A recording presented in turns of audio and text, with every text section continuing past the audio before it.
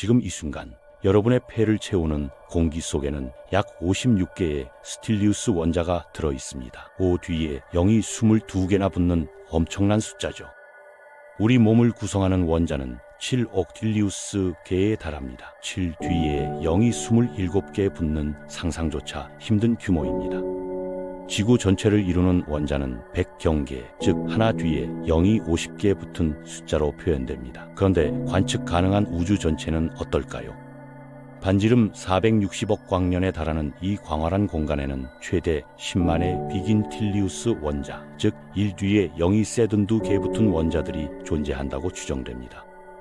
이쯤 되면 숫자가 가진 의미를 파악하기조차 어려워집니다. 하지만 인류가 생각해낸 가장 큰 숫자는 이보다 훨씬 더 큽니다. 그 숫자 앞에서는 우주의 모든 원자도 아무것도 아닌 것이 되어버리죠. 수학자들은 오랜 시간 동안 숫자의 본질과 무한의 개념에 대해 고민해왔습니다.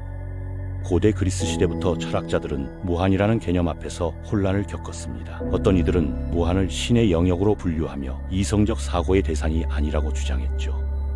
또 다른 이들은 무한 자체를 분류하고 이해하려 시도했습니다. 실제 무한과 잠재적 무한을 구분하며 이 불편한 개념과 씨름했습니다. 19세기 후반 독일 수학자 게오르크 칸토어는 무한에 대한 혁명적인 발견을 했습니다. 그는 무한에도 크기가 다른 종류가 있다는 것을 증명했죠. 무한한 자연수가 있지만 무한한 짝수도 있고 놀랍게도 이 둘의 크기는 같습니다. 그러나 부분 집합을 고려하면 어떤 무한은 다른 무한보다 더 크다는 것도 밝혀냈습니다. 이런 수학적 개념들은 단순히 추상적인 게임이 아닙니다. 현대 우주론은 바로 이 무한의 개념과 정면으로 마주하고 있습니다. 우리가 사는 우주는 무한한 크기일까요? 영원히 존재해온 것일까요? 그리고 만약 그렇다면 그것은 우리의 존재에 어떤 의미를 부여할까요? 오늘은 무한이라는 개념이 우주와 만났을 때 펼쳐지는 경이롭고도 혼란스러운 이야기를 들려드리려 합니다. 기원전 530년경 이탈리아 남부의 작은 마을 크로토네는 특별한 집단이 있었습니다. 피타고라스와 그의 추종자들로 이루어진 이 비밀 결사는 단순한 종교 집단이 아니었죠. 그들은 숫자를 숭배했습니다. 피타고라스 학파에게 숫자는 우주의 본질이었고 특히 정수와 유리수는 신성한 것이었습니다. 하지만 그들의 신념 체계에는 치명적인 균열이 생기기 시작했습니다. 정사각형의 대각선 길이를 계산하려 할 때 두 정수의 비율로 표현할 수 없는 숫자가 나타났던 겁니다. 무리수의 발견이었죠. 이것은 피타고라스 학파에게 큰 충격이었습니다. 우주를만 정수의 비율로 설명할 수 없다는 사실은 그들의 철학적 기반을 흔들었습니다. 무리수보다 더 불편한 것이 있었으니 바로 무한이었습니다. 고대 그리스의 철학자들은 무한의 개념을 이해하려 애썼지만 그것은 늘 역설과 혼란을 낳았죠. 제노의 역설이 대표적인 예입니다. 집으로 가는 여정을 생각해 보세요. 먼저 절반을 가야 하고 그 다음 남은 거리의 절반을 가야 합니다. 이런 식으로 무한히 반을 나누면 논리적으로는 목적지에 도달할 수 없어야 합니다.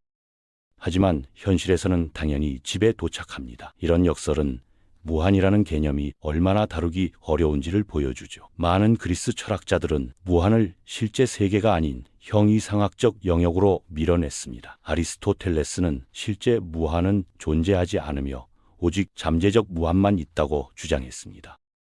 이런 고민은 약 2500년이 지난 후에도 계속되었습니다. 19세기 말 게오르크 칸토어는 무한에 대한 혁명적인 연구를 시작했습니다. 그는 무한한 집합들 사이에도 크기의 차이가 있다는 것을 증명했죠. 모든 자연수의 집합과 모든 실수의 집합은 둘 다 무한하지만 실수의 무한이 더 크다는 것을 수학적으로 보여준 겁니다.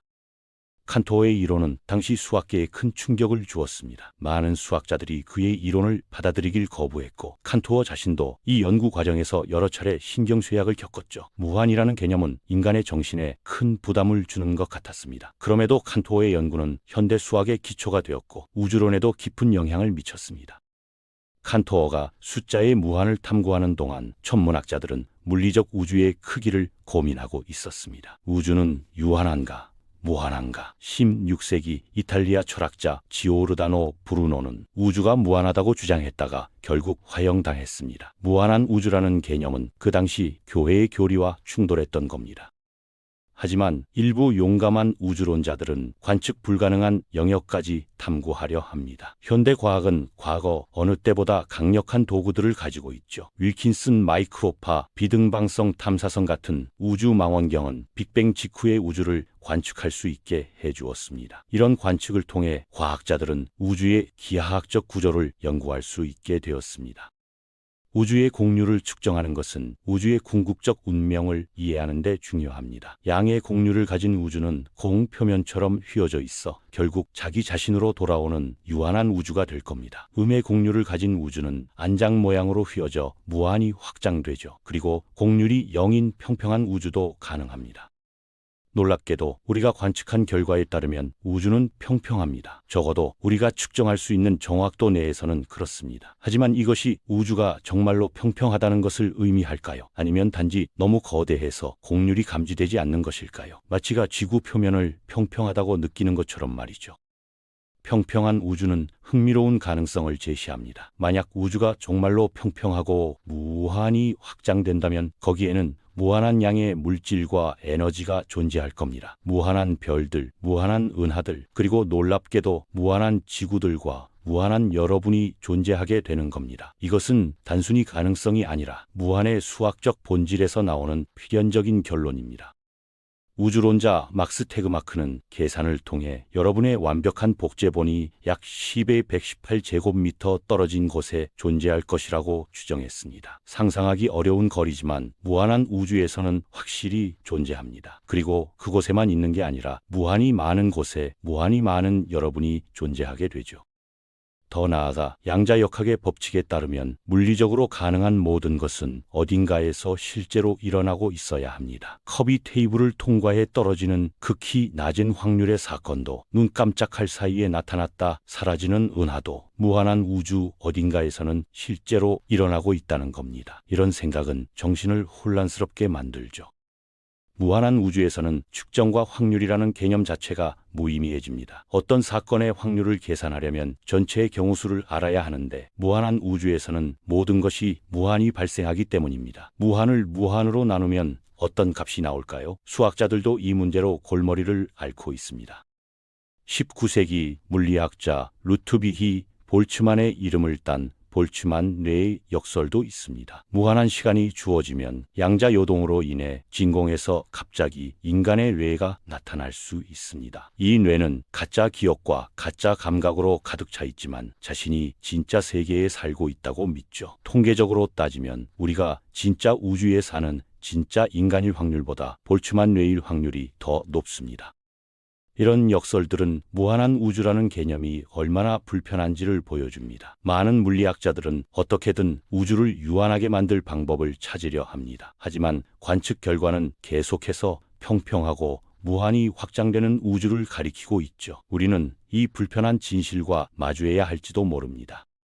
우주의 크기뿐만 아니라 시간도 무한할 수 있습니다. 우주가 현재 속도로 계속 팽창한다면 무한한 미래가 펼쳐질 겁니다. 모든 별은 연료를 소진하고 블랙홀조차 증발하며 우주는 점점 더 차가워지고 어두워질 겁니다. 하지만 끝은 없습니다. 우주는 무한히 계속되며 열적 죽음 이후에도 영원히 존재할 겁니다. 과거로 거슬러 올라가면 어떨까요? 빅뱅 이론에 따르면 우주는 약 138억 년 전 극도로 뜨겁고 밀도 높은 상태에서 시작되었습니다. 하지만 정말로 시작이 있었을까요? 무한의 수학적 성질상 무한히 작은 점에 도달하려면 무한한 시간이 필요합니다. 어쩌면 우주는 빅뱅 이전에도 이미 무한히 오래 존재했을지 모릅니다. 이런 생각은 앨런 구스가 제안한 영원한 인플레이션 이론으로 이어집니다. 이 이론에 따르면 우리가 사는 우주는 훨씬 더 큰 영원한 우주의 작은 거품에 불과합니다. 이 거품들은 끊임없이 생성되고 팽창하며 각각 다른 물리 법칙을 가질 수 있죠. 우리 우주는 무한한 다중 우주 중 하나일 뿐입니다. 현 이론과 M 이론은 더 나아가 우리의 3차원 우주가 더 높은 차원 공간의 일부라고 제안합니다. 여러 차원들이 복잡하게 얽혀 있고 우리는 그중 일부만 경험하고 있다는 겁니다. 이렇게 되면 무한의 개념은 더욱 복잡해집니다. 3차원 공간의 무한뿐만 아니라 다차원 공간의 무한까지 고려해야 하기 때문이죠. 로저 펠로즈의 등각순환 우주론은 또 다른 형태의 무한을 제시합니다. 그의 이론에 따르면 우리 우주의 먼 미래는 다른 우주의 빅뱅이 될 수 있습니다. 한 우주의 끝이 다른 우주의 시작이 되며 이런 순환이 영원히 반복된다는 겁니다. 시간적으로도 무한한 우주가 되는 거죠. 1980년 수학자 베누아 만델브로트는 컴퓨터를 이용해 프랙탈이라는 기하학적 구조를 시각화했습니다. 프랙탈의 특징은 자기 유사성입니다. 아무리 확대하거나 축소해도 비슷한 패턴이 반복되죠. 양치류, 예, 해안선, 은하의 분포까지 자연 곳곳에서 프랙탈 구조를 발견할 수 있습니다. 혹시 우주 전체도 프랙탈 구조일까요? 우리가 관측할 수 있는 범위에서는 균질해 보이지만 더 큰 규모에서는 복잡한 프랙탈 구조를 이룰 수도 있습니다. 그렇다면 우주는 무한한 복잡성을 가진 프랙탈이 되며 어떤 규모에서 보더라도 새로운 구조가 나타날 겁니다. 무한은 단지 크기의 문제가 아닙니다. 자금의 무한도 있죠. 플랑크 길이는 우리가 의미 있게 측정할 수 있는 가장 작은 거리입니다. 그보다 작은 규모에서는 양자 불확정성 때문에 공간과 시간의 개념 자체가 무너집니다. 하지만 정말로 그것이 한계일까요? 혹시 플랑크 길이보다 더 작은 구조가 존재하고 그 아래로도 무한히 내려갈 수 있을까요? 끈 이론은 기본 입자들이 사실은 진동하는 끈이라고 제안합니다. 이 끈들의 크기는 플랑크 길이 정도인데 그렇다면 이 끈들을 구성하는 더 작은 것은 없을까요? 어쩌면 끈도 더 미세한 구조로 이루어져 있고 그것도 또 다른 것으로 이루어져 있을지 모릅니다. 무한히 작은 쪽으로도 끝이 없을 수 있습니다. 블랙홀의 중심인 특이점에서는 밀도가 무한대가 됩니다. 모든 질량이 한 점에 압축되어 있다는 겁니다. 하지만 물리학자들은 이런 무한대를 불편해합니다. 이론에서 무한대가 나타나면 보통 그 이론이 한계에 도달했다는 신호로 봅니다. 양자 중력 이론이 완성되면 특이점의 무한대도 해결될 거라고 많은 이들이 기대합니다. 무한의 개념은 수학과 물리학에서 계속 논쟁의 대상입니다. 어떤 이들은 무한이 실제로 존재한다고 믿고 다른 이들은 단지 수학적 편의를 위한 도구일 뿐이라고 주장합니다. 유한주의자들은 실제 세계에서 무한은 존재하지 않으며 우리가 무한이라고 부르는 것은 단지 매우 큰 유한한 것일 뿐이라고 말합니다. 철학자 비트겐슈타인은 무한이라는 단어가 오용되고 있다고 주장했습니다. 그는 무한이 명사가 아니라 형용사로 사용되어야 한다고 봤죠. 무한한 것이 있는 게 아니라 어떤 과정이 무한히 계속될 수 있다는 것뿐이라는 겁니다. 이런 관점에서 보면 무한한 우주도 실제로 무한한 게 아니라 한계 없이 계속되는 것일 뿐입니다. 현대 우주론은 관측과 이론 사이의 긴장 속에 있습니다. 관측 결과는 평평하고 무한히 확장되는 우주를 시사하지만 이론적으로는 많은 문제를 일으킵니다. 무한한 우주에서는 예측이 불가능하고 확률을 계산할 수 없으며 심지어 우리의 존재 자체가 의심스러워집니다. 과학자들은 이 딜레마를 어떻게든 해결하려 애쓰고 있습니다. 어쩌면 답은 우리의 관점을 바꾸는 데 있을지 모릅니다. 토마스 홉스가 말했듯이 측정할 수 없는 것에 대해 확신을 가질 필요는 없습니다. 우리가 관측할 수 있는 우주만으로도 충분히 경이롭고 연구할 가치가 있습니다. 그 너머에 무엇이 있든 그것은 우리의 일상적 삶이나 과학적 탐구에 직접적인 영향을 주지 않을 테니까요. 하지만 인간의 호기심은 멈추지 않습니다. 우리는 알 수 없는 것을 알고 싶어하고 측정할 수 없는 것을 측정하려 합니다. 무한이라는 개념은 바로 인간 정신의 한계를 시험합니다. 우리는 무한을 진정으로 이해할 수 있을까요? 아니면 무한은 영원히 우리의 이해를 넘어서는 것일까요? 피타고라스 악파가 무리수 앞에서 당황했듯이 우리도 무한 앞에서 당황합니다. 게오르크 칸토어가 신경쇠약을 겪었듯이 무한을 깊이 탐구하는 사람들은 정신적 위기를 경험합니다. 노팅엄 대학의 물리학자 안토니오 파딜라가 말했듯이 충분히 큰 숫자를 상상하려 하면 뇌에 블랙홀이 형성될 수도 있습니다. 트리 3 같은 거대한 숫자도 무한과 비교하면 0에 가깝습니다. 아무리 큰 유한한 숫자라도 무한보다는 0에 가까운 겁니다. 이것이 무한의 본질입니다. 무한은 단순히 매우 큰 것이 아니라 질적으로 다른 것입니다. 유한과 무한 사이에는 건널 수 없는 간극이 있습니다. 그렇다면 우리는 무한한 우주에서 어떻게 의미를 찾을 수 있을까요? 만약 모든 것이 무한히 반복되고 모든 가능성이 무한히 실현된다면 우리의 선택과 행동에 무슨 의미가 있을까요? 무한한 나의 복제본들이 무한한 선택을 하고 있다면 이 특정한 나의 결정이 중요할까요? 역설적이게도 바로 이 때문에 우리의 경험이 더 소중해질 수 있습니다. 무한한 우주에서 각각의 순간은 무한히 반복되지만 동시에 각 순간은 고유합니다. 지금 이 순간, 이 장소에서의 경험은 다른 어떤 것으로도 대체할 수 없습니다. 무한 속에서 유한한 우리의 삶은 더욱 귀해지는 것일지도 모릅니다. 무한은 우리에게 겸손함을 가르칩니다. 우주의 광대함 앞에서, 특히 그것이 무한할 수도 있다는 가능성 앞에서 우리는 얼마나 작은 존재인지 깨닫게 됩니다. 하지만 동시에 이런 작은 존재가 무한에 대해 생각하고 이해하려 노력하며 이론을 만들어낼 수 있다는 사실은 경이롭습니다. 칸토어의 초안 수학에서 만델브로트의 프랙탈까지 무한에 대한 우리의 이해는 계속 발전해 왔습니다. 하지만 여전히 근본적인 질문들은 답을 기다리고 있습니다. 우주는 정말로 무한한가? 무한이 실제로 존재하는가? 우리는 무한을 진정으로 이해할 수 있는가? 이런 질문들은 아마도 영원히 우리와 함께 할 겁니다.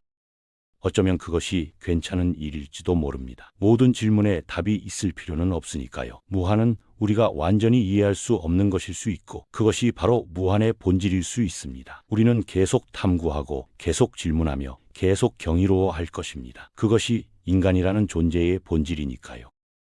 결국 무한은 단순히 수학적 개념이나 우주론적 질문이 아닙니다. 그것은 우리 자신에 대한 질문이기도 합니다. 유한한 존재인 우리가 무한을 생각할 수 있다는 것, 찰나의 생명을 가진 우리가 영혼을 상상할 수 있다는 것, 이 작은 행성의 주민인 우리가 끝없는 우주를 탐구할 수 있다는 것, 이것이야말로 가장 큰 신비가 아닐까요? 지금 이 순간에도 우주는 계속 팽창하고 있습니다. 무한한 미래를 향해 혹은 언젠가 올 끝을 향해 우주는 쉼없이 나아갑니다. 우리는 이 거대한 흐름 속의 작은 일부이지만 동시에 그 흐름을 관찰하고 이해하려는 유일한 존재이기도 합니다. 무한한 우주 속에서 의식을 가진 존재의 출현, 그것 자체가 하나의 기적일지도 모릅니다. 앞으로도 과학자들은 계속해서 우주의 크기를 측정하고 공률을 계산하며 무한의 가능성을 탐구할 것입니다. 새로운 망원경과 더 정밀한 측정 장비가 개발될 것이고 우리의 이해는 조금씩 더 깊어질 것입니다. 하지만 동시에 새로운 질문들도 계속 생겨날 것입니다. 과학은 답을 찾는 동시에 더 많은 질문을 만들어내니까요. 무한이라는 개념 앞에서 우리는 여전히 2500년 전 그리스 철학자들만큼이나 혼란스럽습니다. 하지만 이제 우리는 더 나은 도구와 더 깊은 이해를 가지고 있습니다. 칸토어의 집합론, 현대 우주론, 양자역학, 이 모든 것이 무한을 탐구하는 우리의 여정에 동행하고 있습니다. 우리는 혼자가 아닙니다. 수많은 선배 학자들의 통찰과 현대 과학자들의 노력이 함께하고 있죠.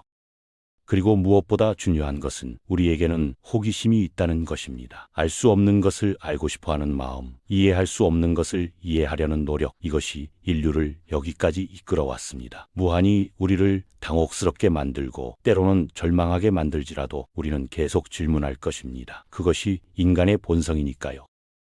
심호흡을 다시 한번 하세요. 여러분이 들이마신 공기 속의 원자들은 수십억 년의 여정을 거쳐왔습니다. 별의 내부에서 만들어지고 초신성 폭발로 우주 공간에 흩어졌다가 다시 모여 태양계를 이루고 지구를 만들고 결국 여러분의 폐에 도달했습니다. 그 원자들은 무한한 시간과 무한한 공간을 거쳐 지금 여기에 있습니다. 우리는 우주의 일부입니다. 별의 먼지로 만들어진 존재이며 우주가 자기 자신을 인식하는 방법입니다. 천문학자 칼 세이건의 말처럼 우리는 우주를 이해하려는 우주의 방법입니다. 무한한 우주 속에서 의식을 가진 유한한 존재로 살아간다는 것, 그것 자체가 하나의 기적이자 특권입니다. 무한은 우리를 겸손하게 만들지만 동시에 고양시킵니다. 우리의 작음을 깨닫게 하지만 동시에 우리의 특별함도 일깨워줍니다. 끝없는 우주 속에서 우리는 찰나처럼 존재하지만 그 찰나 동안 우리는 생각하고 느끼고 사랑하고 탐구합니다. 그리고 무한에 대해 경이로워할 수 있습니다. 이것이 바로 인간이라는 존재의 아름다움이 아닐까요? 우주가 유한하든 무한하든 그것이 우리의 삶의 의미를 결정하지는 않습니다. 의미는 우리가 만들어가는 것입니다. 매 순간의 선택과 행동, 다른 존재들과의 관계, 우리가 남기는 흔적들, 이것들이 우리 삶의 의미를 만듭니다. 무한한 우주 속 유한한 삶이라는 역설 속에서 우리는 각자의 이야기를 써내려갑니다. 밤하늘을 올려다볼 때 우리는 무한을 마주합니다. 셀 수 없는 별들, 상상할 수 없는 거리, 이해할 수 없는 크기. 하지만 동시에 우리는 연결됨을 느낍니다. 저 별빛은 수백만 년을 여행해 우리 눈에 도달했고 그 빛을 이루는 광자들은 지금 이 순간 우리와 상호작용하고 있습니다. 무한히 먼 것이 지금 여기에 닿아 있는 겁니다. 어쩌면 무한에 대한 탐구는 결코 끝나지 않을 것입니다. 그것이 바로 무한의 본질이니까요. 하지만 그 여정 자체가 의미 있습니다. 이해하려는 노력, 탐구하려는 열정, 경이로워하는 마음, 이것들이 우리를 인간답게 만듭니다. 우리는 답을 찾지 못 수도 있지만 질문하는 것을 멈추지 않을 것입니다. 그것이 우리의 본성이고 우리의 운명이며 어쩌면 우리의 특권일지도 모릅니다.